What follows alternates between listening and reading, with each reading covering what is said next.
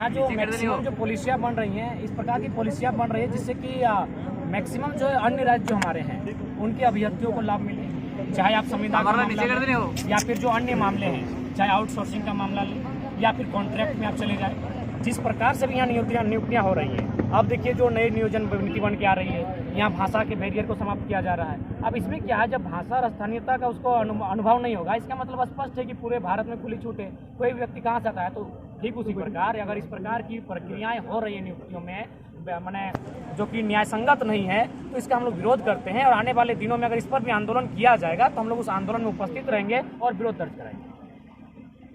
रामगढ़ जी चुनाव है, अभी आप लोग बहुत कवरेज करते हैं। देखिए, सबसे पहली बात, जहाँ तक रामगढ़ के चुनाव का विषय है, ये उपचुनाव है और चूंकि हमारी जो कोर कमेटी है उनका जो कहना है और हम लोग का जो चिंतन है कि यदि डायरेक्ट अथवा इनडायरेक्ट अगर राजनीतिक रिफॉर्म की हम लोग आएंगे तो क्यों ना 2024 को एक बेहतर विकल्प के तौर पर। और जहाँ तक रामगढ़ का सवाल है तो हम लोग तो स्पष्ट कहा कि छात्रों के साथ हैं।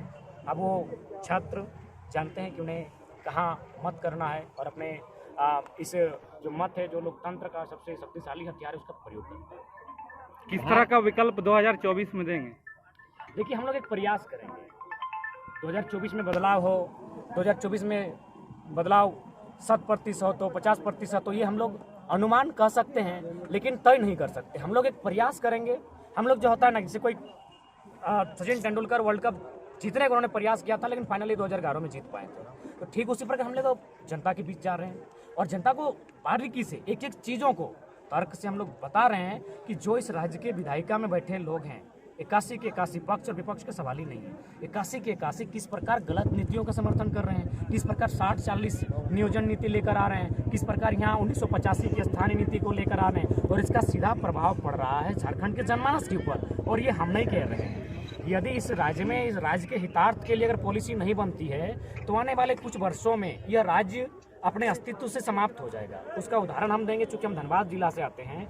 धनबाद जिला में आज से 20 वर्ष पूर्व जब मेरा एक भाई थे, उनका जब विवाह में हम लोग बेलाटाण गांव गए थे तो वहाँ बहुत गांव थोड़ा अंदर था और हम लोग जब आज जाते हैं तो वहाँ काफ़ी संख्या में अन्य राज्यों के लोग बस चुके हैं। बसे हैं वो अलग विषय है, वहाँ क्या है, उनके पास वोटर ID है, उनके पास राशन कार्ड है, उनके पास आधार कार्ड है और वो है, वो भी हम नहीं कह रहे कि नहीं होना चाहिए। उनका यहाँ के बाद यही सेम कागज जो आज झारखंड में है उनके राज्यों में भी है। यानी वे लोग क्या कर रहे हैं, जो की बात कही गई है, मेरा हिसाब से झारखंड की जो परिस्थिति है, ग्राम सभा और मुखिया द्वारा सत्यापित करना कहीं ना कहीं उचित नहीं होगा। इसलिए नहीं होगा कि बहुत सारे जो अन्य राज्यों के हैं, अन्य देशों के लोग हैं, वो यहाँ पर काबिज हुए हैं और काबिज हुए ही नहीं है। वो लगभग कम से कम जो विधानसभा से छोड़ ही देते हैं, बहुत सारे पंचायतों में वो मुखिया बने हैं। अगर वहाँ पर भूमिहीन का मामला आएगा और वो अगर अन्य राज्य का भी निवासी होगा तो मुखिया चूंकि अन्य राज्य के हैं अतः वह उसके पक्ष में सत्यापित कर सकते हैं। अतः वहाँ क्या मामला होना चाहिए, भाषा और संस्कृति,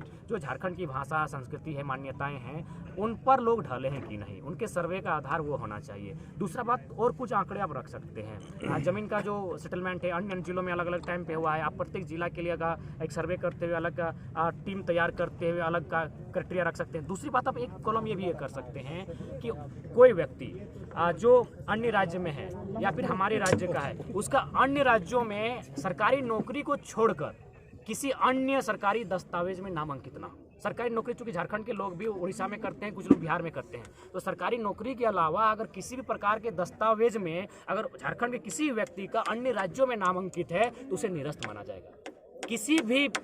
किसी भी प्रकार के किसी भी सरकारी दस्तावेज में जो आधार बनता है, झारखंड के किसी भी व्यक्ति का अन्य राज्य में नामांकित नहीं होना चाहिए सरकारी नौकरी को छोड़कर। तो अगर बैठकर थोड़ा सा दिमाग को कूल कर थोड़ा सा चीनी और दही खाकर अगर ये लोग बैठकर नियम बनाए तो बड़ा सुंदर नियम बनेगा। लेकिन इनको बहुत जल्दबाजी है, इनको थोड़ा सा, चूंकि इस समय सरकार डमाडोल में थी, ईडी का चक्कर चल रहा था, इसीलिए धाए से 32 लेकर आ गए। अरे नहीं होता है बाबा, दादा, अंतिम प्रश्न कि आज दूसरे को भी दे तो 1932 के लागू कर पाएगी अपने कार्यकाल में?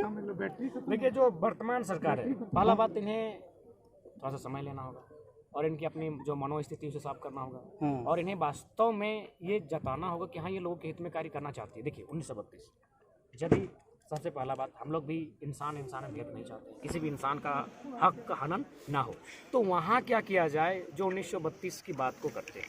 सबसे पहले बात जो लोग कहते हैं कि 1932 से हमारा डिस्टर्बेंस होगा, हम लोग हकों से वंचित हो जाएंगे क्योंकि हम लोग अन्य राज्यों से हैं, तो वहाँ एक समय सीमा दिया जाए, या तो फिर आप एक ऐप बनाइए या फिर कोई आप एक मैंने एप्लीकेशन के माध्यम से फॉर्म अप्लाई करने बोली कि जिनको 1932 से आपत्ति होने वाली है वे लोग आवेदन जमा करें। जिनका आवेदन जैसे ही आएगा आप एक टीम को गठित कीजिए, जैसे आयोग बनती है, कभी मेहता आयोग, कभी कालीकार समिति, तो कभी बलवंत राय समिति, आप कभी मंडल कमीशन, तो एक कमीशन, एक आयोग बनाइए और उस आयोग की जिम्मेदारी दीजिए, कुछ महीना दीजिए, कुछ साल दीजिए, उसको ये तय करने बोलिए कि जो लोग आवेदन किए हैं इनकी सच्चाई क्या है, क्या झारखंड के अलावा इनका किसी राज्य में कनेक्शन है कि नहीं। तो मुझे लगता है आज के डेट में बहुत आसान है, आज के डेट में मुझे लगता है एक इंसान के बारे में जान लेना बहुत आसान है। नेटवर्क का ज़माना है, ऑनलाइन का ज़माना है, मोबाइल का ज़माना है। आज के डेट में इंसान अगर जंगल में भी है, जो अगर मैंने शायद उसके बारे में भी आपके पास डाटा है, तो डाटा आज बहुत अवेलेबल है, आप आसानी से जान सकते हैं कि जो लोग 32 के विरोध में हैं कितनी सच्चाई है। तो कुल मिला के 1932 के आधार पर स्थानीय नीति, इस बार हमने चूंकि उपचुनाव है, हमने रामगढ़ की जनता पर ही छोड़ा है, क्योंकि हमको भी लगता है कि अभी हम लोग अब एक उपचुनाव में अपनी ऊर्जा को हम लोग व्यस्त नहीं करें। चुनाव से पहले आप लोग बोले कि हम हजारों छात्रों के साथ हैं। हाँ, तो लेकिन अगर छात्र एक हो जाते हैं तो किसी एक छात्र के चुनाव में हम लोग प्रचार में भी सामने आ जाते हैं, लेकिन छात्र चूंकि काफ़ी ज़्यादा संख्या में है, तो हम लोग इंटरनेशनल मैसेज छात्रों को दिए हैं कि आप लोग को जो अच्छा लगे चुनाव की एक रात में खेला। अभी कुछ बात पहले बोले अटैची की, और 2024 जो चुनाव है उसमें भी अटैची बिल्कुल अटैची रहेगी। तो आप लोग कैसे फेस करेंगे? हम लोग विचारधारा से ही फेस कर पाएंगे, और हम लोग अभी तो उपचुनाव में विचारधारा से नहीं चल रहा है आप लोग का। हाँ, कहीं ना कहीं जितने भी उपचुनाव हुए हैं उनमें विचारधारा हावी नहीं रही। जो तो उस टाइम में तो 81 विधानसभा रहेगा, अभी तो एक ही विधानसभा है और एक नहीं कर रहे फेस आप लोग, तो 81 कैसे कर पाएंगे उस 24? चुनौती रहेगी, एक बहुत बड़ी और बड़ी चुनौती हम लोग के सामने रहेगी। लेकिन चुनौतियों से भाग जाना और जब मुसीबत सामने आए तो कंबल ढक के सो जाना कहीं ना कहीं एक मैंने विचलित करने वाली बात होगी। तो हम लोग चुनौती से हतोत्साहित नहीं होंगे, उसका हम लोग सामना करने का प्रयास करेंगे और उसका हम लोग प्रयास कर ही रहे हैं। मैंने क्या लगता है कि झारखंड का नया चेहरा जयराम महतो हो सकते हैं अगले 24 के चुनाव में? देखिए, जयराम महतो नया चेहरा नहीं होंगे, लेकिन जयराम महतो के साथ जितने भी नौजवान हैं वो एक विचार को तौर पर देखे जा सकते हैं, एक व्यवस्था परिवर्तन, एक पॉलिटिकल रिफॉर्म के तौर पर हम लोग देखे जा सकते हैं। और निश्चय ही 2024 में आज जो आंदोलन चल रहा है पिछले साल भर से, जिसमें काफ़ी कुछ घटनाक्रम देखने को मिली है, उतार चढ़ाव देखने को मिली है, इसका कुछ ना कुछ असर आने वाले 2024 के चुनाव में देखने को मिलेगा। दादा, आखिरी सवाल है, धनवार में फर्स्ट बार यहाँ आए हुए हैं, धनवार के युवाओं और खासकर पूरे गिरिडीह जिलाओं के लिए क्या कहना चाहेंगे?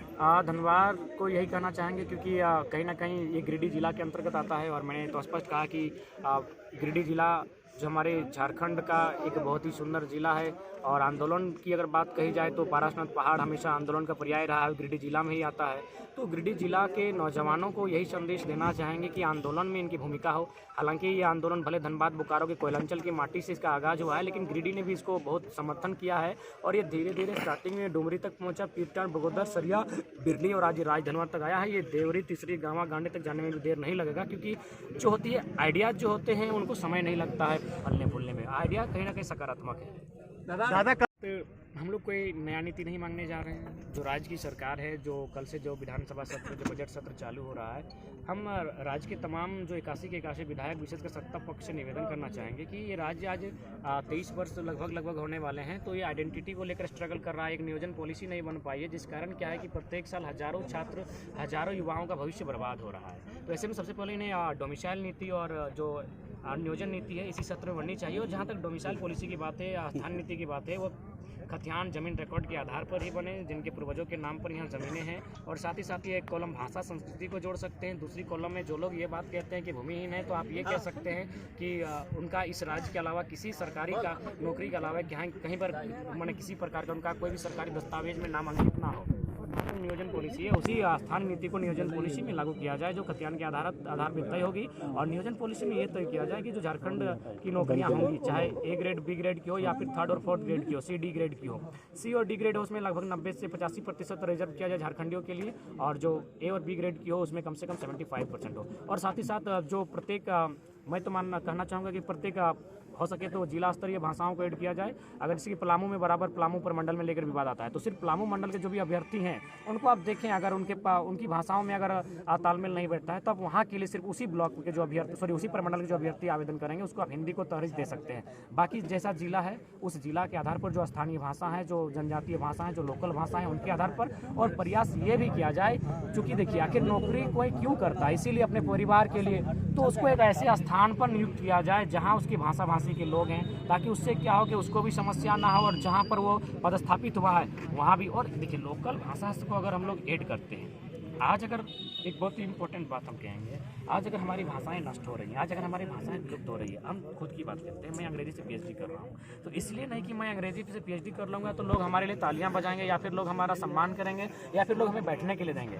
इसलिए कर रहे हैं कि इंग्लिश में स्कोप है, इंग्लिश में नौकरियाँ हैं, इंग्लिश से मेरा पेट भरेगा, दूसरा कोई बात नहीं। हम कोई बड़ा नहीं बन जाएंगे इंग्लिश से पीएचडी करने के बाद। इंग्लिश में स्कोप है, इंग्लिश में चांसेस ज़्यादा है, 2 पैसा कमाने का चांस ज़्यादा है, इसीलिए हम इंग्लिश से पीएचडी कर रहे हैं। तो ठीक उसी प्रकार यदि रोजगार को भाषा से जोड़ा जाए तो उससे क्या चांसेस होगा कि भाषाएं खत्म भी नहीं होंगी और एक अच्छा विकल्प भी बन जाएगा और एक बैरियर बनेगा अन्य राज्यों के लिए कि अन्य राज्यों के लोग आसानी से यहाँ प्रवेश नहीं करेंगे। अब मान के चलिए आप वीडियो के लिए तो प्रतिबंध नहीं लगा सकते हैं कि वीडियो आपका अगर धनवार का है तो धनवार का ही हो, ये नहीं लगा सकते, लेकिन जैसे ही कोई वीडियो बने आप वहाँ ट्रांसलेटर लगा सकते हैं कि धनवार में कौन सी भाषा बोली जाती है, ट्रांसलेटर लगा सकते हैं। और जब ट्रांसलेटर वहां लगेगा तो 110% वो जो नौकरी जाएगी किसी धनवार के ही बेटे को जाएगी।